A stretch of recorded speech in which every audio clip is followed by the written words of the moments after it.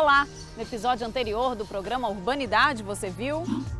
Visitamos o Beco Cultural, intervenção que acontece no bairro Quintino Cunha. Batemos um papo com o artista digital Vitor Grilo sobre videomapping, a arte de projetar vídeos em arquiteturas da cidade. Fomos ao Festival Afronte, evento com foco no videomapping que recebeu os trabalhos de artistas locais e de fora nos prédios do Teatro José de Alencar e da Catedral. A cidade é nossa e esse espaço também. Vem com a gente que o programa Urbanidade está só começando.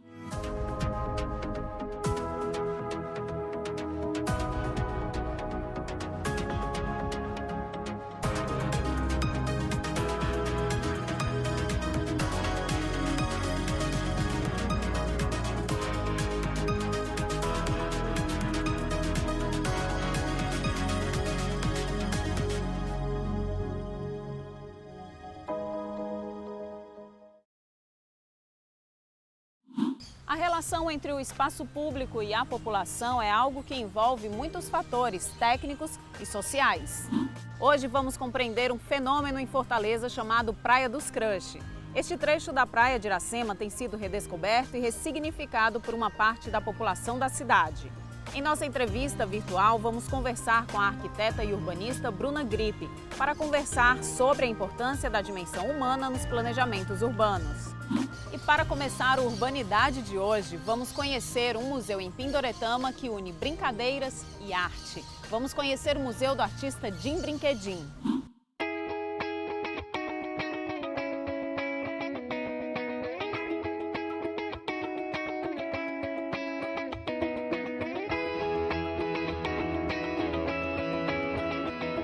Vamos conhecer um espaço que acolhe por meio do brincar. Estamos no Museu Brinquedim. Vem comigo! Aberto ao público em 2002, o Museu Brinquedim, localizado em Pindoretama, possui 500 peças, entre brinquedos, esculturas e quadros de autoria do artista plástico Jim Brinquedim. Para a gente entender esse museu, a gente tem que conhecer a história de onde vem essa essência dele, né? Vamos conhecer a tua história, Jim. Conta pra gente. Bom, meu nome é Antônio Jada Pereira dos Santos. Sou conhecido como Jada no começo, Antônio Jada. E Jada, como no Nordeste diminui, ficou Jardim, aí de Jardim ficou Jim. E Dindim ficou Jim Brinquedim porque tinha um amigo que me chamava de Brinquedim. Aí eu coloquei Jim Brinquedim. Depois eu coloquei Brinquedim, Brinquetu, Brincamos Nós, que é o compartilhar da brincadeira, é a diversão, é a alegria. Tá entendendo? E isso vem da infância. Eu nasci numa cidade maravilhosa chamada Camusim, cidade que está no meu coração, num bairro maravilhoso, o bairro do Cruzeiro, que tinha tudo. Tinha o Zezinho do Gás que botava boneco, que é uma maravilha, que me deixava muito feliz. Tinha um boi, mamulegueiro, eu tive acesso a muitas coisas, a fábrica de ladrilho, marceneiro e tudo isso a criança aprende no olhar, com a curiosidade, observando. E eu era uma criança que gostava de inventar brinquedos. Eu tinha meus brinquedos e inventava brinquedos para ter mais gente. Como era um bairro, quase todo mundo da mesma família, primo, quer dizer que tinha que ter muita brincadeira. E sempre fui considerado um menino danado. Me chamavam até de Zé Faz Tudo, porque eu inventava as brincadeiras. As coisas sempre tinham uma coisa diferente. Tinha alguma estética diferente. Depois que eu vim entender a palavra estética, e toda a vida eu fui artista. E você fala que leva muito a sério esse brincar. Explica pra gente como é isso. Levar a sério é ser você se encantar com o cotidiano, com as coisas simples do cotidiano. Porque para brincar não precisa nem de brinquedo. Você precisa de tempo, amigo e imaginação. As brincadeiras a gente inventa. O brinquedo vem depois da brincadeira.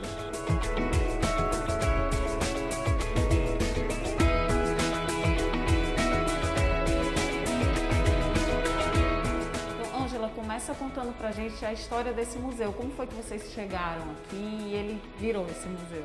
Pois então, nós viemos para cá para criar nossa filha, né, que tinha acabado de nascer e estava em um processo de crescimento. Nós queríamos que ela tivesse espaço de natureza como a gente teve. Então nós compramos esse sítio e viemos morar aqui, mas quando a gente se estabeleceu nessa casa, começaram a aparecer visitas de diversos pontos do país, de pessoas que já conheciam o trabalho do Jim, que queriam visitar e ter acesso ao trabalho dele pessoalmente. Aí nós sentimos a necessidade de fazer a nossa casa em outro espaço e deixar aqui só para museu. E hoje a gente já recebeu mais de 100 mil pessoas, já recebemos a certificação de ponto de cultura e de ponto de memória, ponto nacional de memória, e também o Prêmio Culturas Populares de 2017 nós também recebemos pelo trabalho que a gente faz de inserção da criança no mundo das artes plásticas, de acolhimento da infância, né, de estímulo ao brincar. Então, hoje o museu é referência no município, todas as escolas já vieram aqui. O museu também é visitado por professores universitários que trazem seus grupos para fazerem trabalhos aqui ligados ao lúdico, ao cinema, a brincadeiras tradicionais, ao design. Então nós acolhemos diversos públicos hoje, inclusive idosos também, grupo de idosos. E hoje o museu é muito querido no município de Pindoretama e também no estado do Ceará, né? Porque nosso público ele é diverso. Vem gente de outras cidades do interior, vem muita gente de Fortaleza e do Brasil também, né? Porque aqui a gente tem um roteiro que é a C040, que é uma via de turismo, que liga Fortaleza a Canoa Quebrada. Então, muita gente que está nesse roteiro turístico vem para também visitar o museu. Então a gente recebe gente do mundo todo aqui. As primas Ana Heloísa e Giovana são um exemplo desse aprendizado. Elas são de Cascavel e frequentam o espaço há cerca de 4 anos. Eu aprendi que, assim, de lição eu aprendi, tipo, que o João Teimoso, sempre quando ele cai, ele não fica lá no chão, ele sempre se levanta. Eu aprendi a cuidar da natureza também, que aqui tem coisa para não jogar lixo, para não maltratar a natureza. Aí eu aprendi a pintar. Não, na verdade assim, eu vi ele pintando, aí teve um dia que eu pedi pra mãe, compra uma tela pra mim e tinta. E o primeiro desenho que eu fiz foi um boneco daqui. Na minha casa não tem esse espaço todo pra me brincar. O lúdico é para todo mundo, né? Exatamente. Não só para as crianças. Fala da programação, assim, quando uma pessoa chega aqui, o que é que ela vai encontrar? Pois então, a proposta do museu é a imersão no mundo lúdico. Então, no primeiro momento, nós temos a visitação aqui, a Casa Sede, que tem o acervo permanente do museu, telas, esculturas e brinquedos. E a proposta é a interação, que todos interajam, porque a nossa ideia é estimular a alegria, estimular boas emoções que façam todas as pessoas terem um proveito de vida saudável, né? Seja a criança crescer, ter um desenvolvimento saudável, quanto o adulto também, que possa conseguir um equilíbrio emocional a partir do quê? Da experiência da alegria, né? Porque a alegria é o que nos fortalece e a proposta é essa. Então, no segundo momento, nós temos a visita ao ateliê, que o Dinho recebe as pessoas lá e conversa sobre seu processo criativo e suas histórias de infância, o que o estimulou. E no terceiro momento nós temos a visita à trilha ecológica do Saci, que é uma pequena reserva de mata nativa, porque aqui a gente preserva a mata nativa.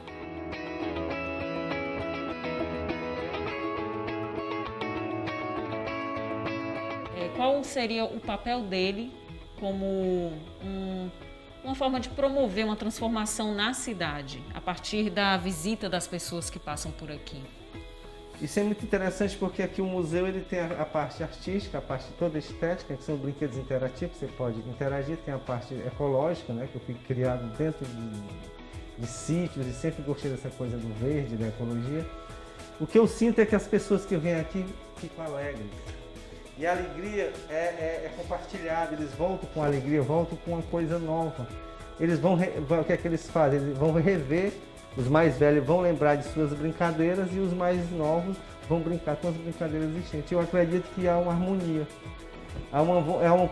se cria um sentimento de pertencimento dessas pessoas, porque também eles brincaram. E a parte da ecologia, eu sinto assim, a curiosidade das pessoas de saber que próximo à casa deles tem essa vegetação. Isso é super importante, que a gente passe a conhecer e a valorizar mais. E o Museu Brinquedinho, o papel é esse, é transmitir a alegria, a persistência, não desistir dos seus ideais. Caiu, levantou, seu João Teimoso. Caiu, levantou, nunca desistiu. Então, é uma necessidade de perpetuar tudo que te fez bem na infância, né? Tanto na natureza como no brincar. No brincar, assim, é compartilhar, lembrar das brincadeiras.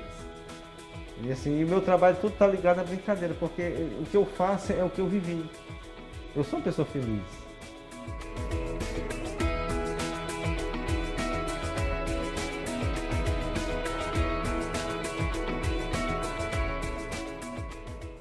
Estamos de volta com o programa Urbanidade. Para começar esse bloco, vamos conversar com a arquiteta Bruna Grip.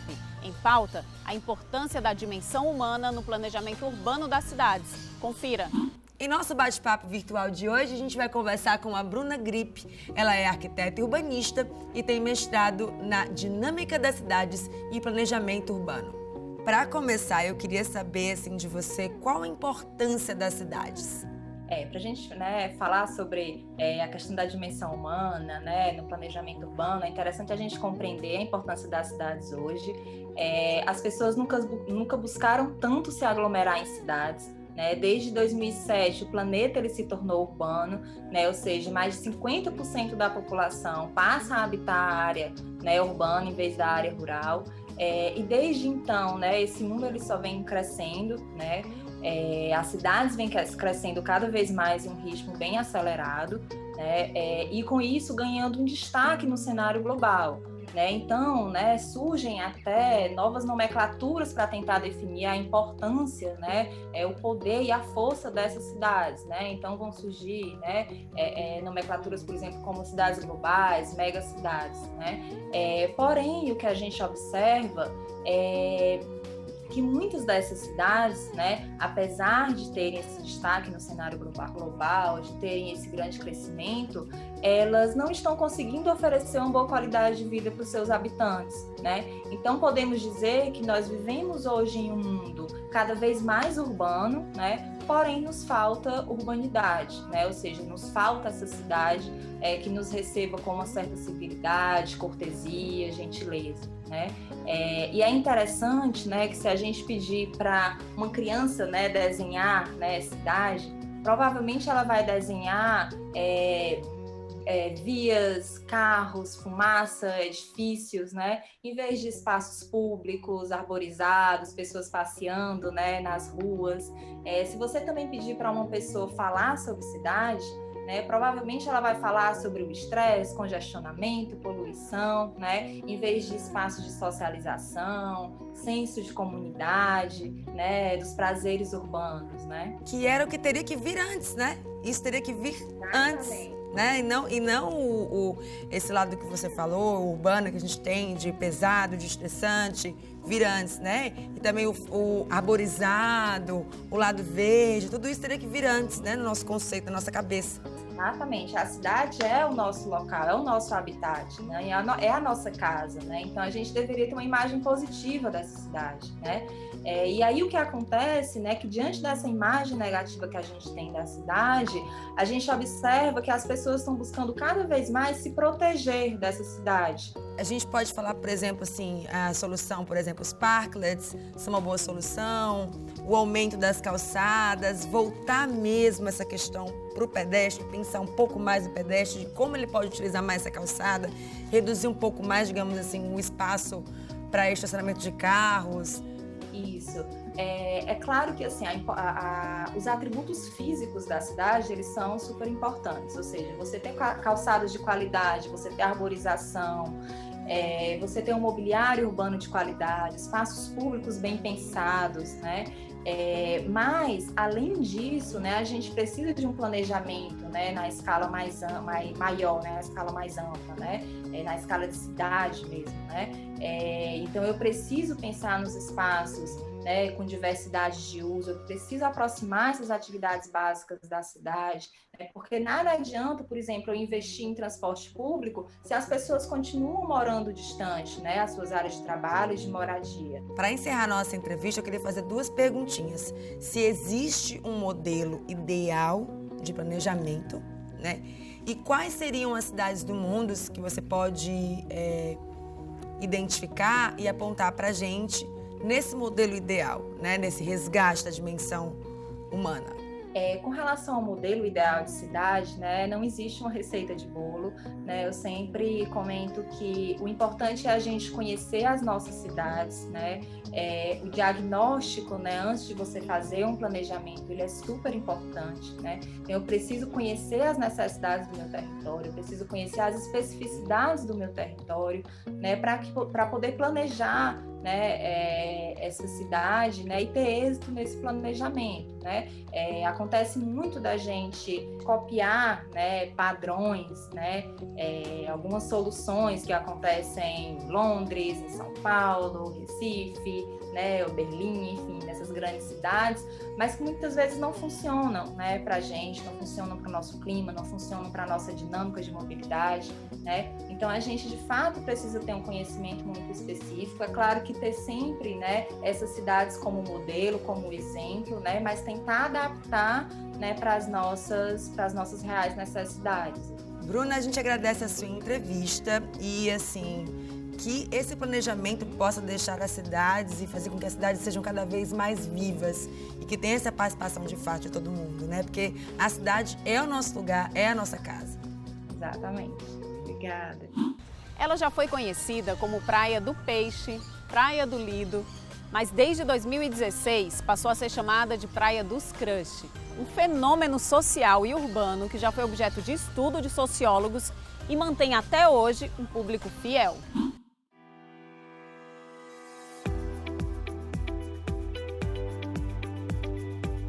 Nos anos 50, esse trecho da praia de Fortaleza era conhecido como Praia do Peixe. Depois foi a Praia do Lido. Entre as décadas de 60 e 80, foi o lugar preferido dos boêmios em nossa cidade. Em 2016, a praia ganhou um novo nome, a Praia do Crush. Dentro do espaço urbano, a praia pode ser considerada um dos lugares mais democráticos da cidade. Aqui em Fortaleza, a Praia dos Crushes é uma das praias mais conhecidas e mais frequentada pelos jovens. Mas antigamente, a história não era assim, não. Alessandra, como é que a gente começa a observar que a ocupação da Praia de Iracema e das praias de Fortaleza, elas acontecem? Certo, então, a gente está aqui na Praia de Iracema, que é um espaço muito importante para a cidade de Fortaleza, um espaço histórico para a cidade de Fortaleza, todo mundo tomando banho, se divertindo, mas nem sempre foi assim. A cidade de Fortaleza é uma cidade que construiu a sua relação com o mar, principalmente a partir dos anos 30, quando a gente começa a receber também as revistas lá do Rio de Janeiro, começa a associar o banho de mar e o passeio no mar como algo saudável. Então é a partir mais ou menos desse período que a gente começou a construir essa relação com a praia, com o mar. As edificações, inclusive, na orla, que eram feitas antes disso, elas eram de costas para o mar. Os clubes, como o Clube do Náutico, que a gente ainda tem aí, ele não é voltado, a sua frente não é voltada para o mar. Então, a gente não tinha essa relação tão forte com o mar como a gente acaba construindo ao longo do tempo. E a gente pode dizer que hoje sim, o cidadão da cidade de Fortaleza, né, o fortalezense, ele possui uma relação com o mar, mas que também vai sendo remodelada ao longo desse tempo e a cada dia. Como você disse, essa relação foi sendo construída, né? Nós temos muitas barcas de praia em Fortaleza, muitas praias em Fortaleza, mas aí, de uns tempos para cá, um público específico, não sei se eu posso dizer assim, mas migrou para esse cantinho aqui, que hoje é conhecido como a Praia dos Crushes. O que você tem a falar para a gente desse público e desse espaço? Olha, aqui a Praia dos Crushes está situada nesse espaço aqui da Praia de Iracema, que é um espaço considerado o espaço boêmio da cidade. É muito histórico, a gente vê Fagner, Belchior, tem toda uma relação com esse espaço aqui da Praia de Iracema. Mas a forma de ocupação que a gente tem aqui na Praia dos Crushes, ela é um pouco diferente, porque a gente vê as pessoas tomando banho de mar, coisa que não acontecia. A gente vê as pessoas sentadas na areia, estendendo as suas cangas. Então isso é algo que aconteceu nos últimos anos. A gente tinha uma ocupação muito forte de banhistas na Praia do Futuro, que é um pouco mais, né, à frente. As pessoas iam para a Praia do Futuro para tomar banho e aí elas começaram, principalmente um público mais jovem, começou a adotar esse espaço como um espaço mais democrático, um espaço em que todo mundo, né, tendo dinheiro ou não, pode sentar e conversar com os amigos e tomar banho. Mas isso é algo mais recente, isso acontece nos últimos anos. Na verdade, a gente sempre teve uma relação interessante com a praia de Iracema, à noite, com os bares, mas essa relação que a gente vê hoje com o mar, com o tomar banho de mar, é algo que aconteceu um tempo atrás, né? E aí com o surgimento do porto, com o surgimento do porto lá no Mucuripe, essa região mar avançou. E aí agora, de novo, novamente, a gente tem essa relação com o mar, com o tomar banho de mar, mas é mais recente. Podemos dizer que o novo nome desse trecho da Praia de Iracema tem tudo a ver com seus novos frequentadores, jovens que buscam um lugar perfeito da cidade para se banhar, paquerar e curtir o pôr do sol. Eu acho que é uma praia massa, é uma faixa de areia boa e tal, pra galera ficar. E a galera que vem pra cá é mais estudante, assim, né, que nem eu, e é por isso que eu escolho também vir pra cá. Eu acredito que especificamente, assim, a Praia dos Crushes, ela é democrática e tal, porque tem uns barraquinhos e tal que vendem um preço mais acessível pra galera que é estudante, né, e tal.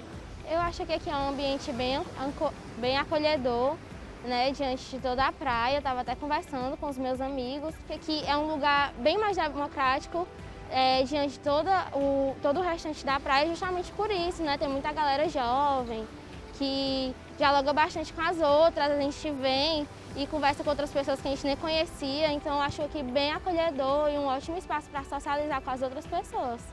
Como é que você acredita que isso possa acontecer cada vez mais? Essa democratização, como é que ela pode chegar mais perto da gente, digamos assim? Uma coisa que eu venho pensando é que nesse momento pós-pandemia, que a gente espera vivenciar, né, daqui a alguns meses, a gente vai ocupar de forma diferente a cidade de Fortaleza. Ocupar mais os seus espaços públicos, a sua praia, as suas vias, as suas calçadas. Eu acho que isso é um ato político, é uma forma de você estar na cidade e de você reivindicar a cidade. Quando a gente vem para a rua, ocupa espaço público, vem para a praia, a gente se importa com a cidade. Quando a gente está só nos espaços privados da cidade, a gente não deixa as nossas marcas, a gente não tem um espaço que a gente conta ali, aquele espaço na Praia dos Crushes é um espaço que é nosso, que a gente sempre senta ali, a gente cria uma identificação. Quando a gente não cria essa relação de identificação, de proximidade, é como se a cidade não fosse nossa, então a gente não luta por ela. Alessandra, então que a gente possa ocupar esses espaços de uma forma cada vez melhor, com mais consciência. Tem a questão também do meio ambiente, né? De estar mais em contato com a natureza, de preservar, de ter a consciência de trazer seu lixinho. Quando a gente está no espaço e a gente coloca que esse espaço é nosso, o espaço público não é um espaço de ninguém, na verdade é um espaço de todos. Então, quando a gente coloca esse espaço como espaço meu, como espaço seu, a gente vai preservar.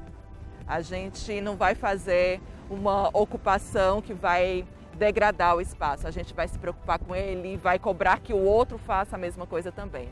Então, acho que é um ato político mesmo estar na cidade, ocupar os espaços públicos, reivindicar que sejam espaços que todos nós possamos cuidar dele e que a gente possa ter realmente essa livre circulação democrática e todo mundo se respeitando também nas suas diferenças, que eu acho que é importante. Quanto mais isso acontece, tudo isso que você falou, quanto mais isso acontece, mais outras pessoas vão querer ocupar também, incentiva, né?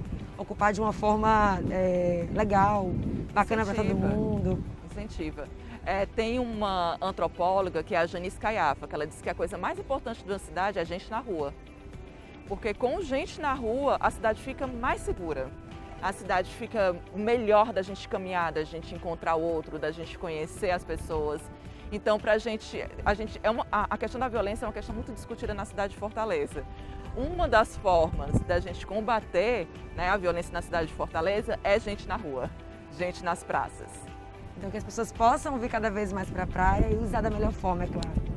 Exatamente. Famílias, jovens, grupos, pessoas para namorar, para conversar, né, e para se encontrar, respeitando as diferenças e construindo juntos o espaço.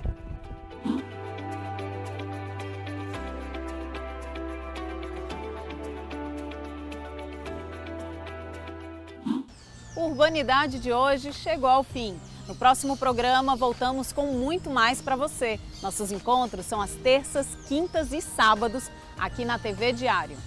Todos os episódios estão disponíveis no nosso canal no YouTube. Espero por você. Até mais!